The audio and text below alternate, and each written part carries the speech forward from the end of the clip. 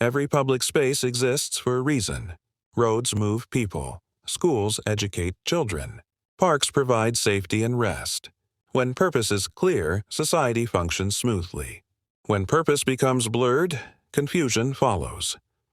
Design is not neutral. The way spaces are built guides behavior. Clear design creates predictability. Predictability creates safety. This isn't philosophy, it's urban planning. Public spaces are shared. They work because everyone understands what is expected. You don't enter a library expecting noise. You don't enter a roadway expecting chaos. Shared expectations are invisible until they're disrupted. A space can have meaning without losing function. But when meaning replaces function, the space stops working. Washrooms exist for hygiene. Schools exist for learning. They are not stages, they are utilities. Children don't learn the way adults do. They don't analyze first. They don't debate first. They imitate first. This isn't opinion. It's how the human brain develops. Before puberty, the brain is designed to absorb patterns. Children watch adults to learn how to behave, how to react, how to belong. Belonging comes before logic. That's why children copy long before they understand consequences. If an adult tells a child, "I'm a duck," the child may say, "Me too," not because it makes sense, but because the child wants connection. Children mirror identity and emotion before they can evaluate meaning. I once saw a child sitting in a shopping cart yelling angrily at a driver in a parking lot. At first, it looked confusing. Then it became clear. The child wasn't angry. He was copying road rage he had seen somewhere else. As a child, I once tried to jump from a moving vehicle. Not because I wanted to be reckless.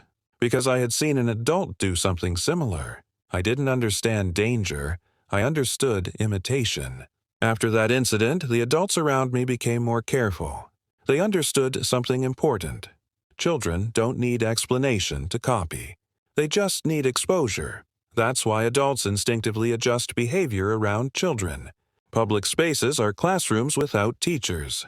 Children absorb tone, behavior, norms. When adult complexity enters child-visible spaces, children don't contextualize it. They normalize it. Exposure is not education. Children need stability, clarity, and consistency. Complex adult topics require context, timing, and explanation. Without that, confusion replaces learning. Respecting adults does not require exposing children to everything adults are still figuring out. Restraint is not rejection, it's responsibility. This isn't about fear or intolerance, it's about development. Protecting childhood timing is not denial, it's care.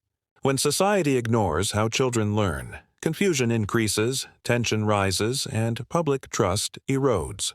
Public space isn't therapy. A washroom has one job, relief and hygiene, not identity. Not performance, not politics. The purpose is simple. Privacy, cleanliness, safety, fast access. Why mall washrooms feel different.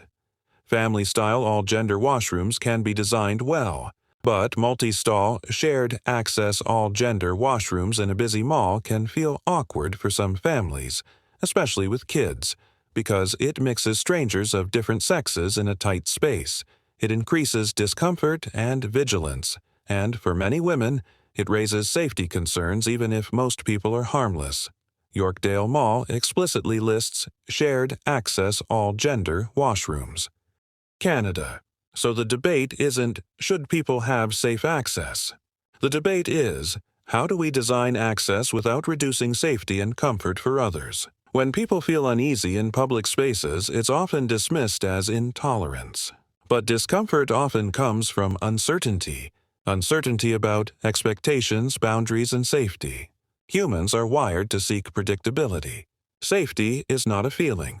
It's a condition created by visibility, clear boundaries, and appropriate separation. This is why playgrounds are enclosed, locker rooms are separated, and lighting matters. These aren't political choices, they're safety principles. That makes design decisions especially important. Policy often moves faster than public understanding. When changes appear without explanation, people don't feel included. They feel overridden. That's when trust breaks. Quietly. Respecting people does not require removing clarity. Inclusion and clarity are not opposites. Good design can achieve both, when function is preserved. Most pushback is not hatred. It's people asking, why was this changed? Who decided? What problem was being solved? Silence breeds suspicion. Explanation builds trust. Urban planners know this. When public design ignores human behavior, misuse increases, conflict rises, and safety declines. Design must work with psychology, not against it. The real issue isn't identity, it's misalignment. Between purpose and messaging, function and symbolism, speed and understanding. When alignment breaks, tension grows. Canada has seen public clashes over gender sexuality issues in schools, with police making arrests at some protests. Whether someone supports the changes or opposes them, the social temperature rises when the topic involves children. The rules feel unclear, and public spaces become part of the conflict. Brands increasingly attach themselves to social causes. Sometimes it's sincere, sometimes it's marketing. But either way, it pulls private identity questions into public consumer spaces, and that can intensify conflict.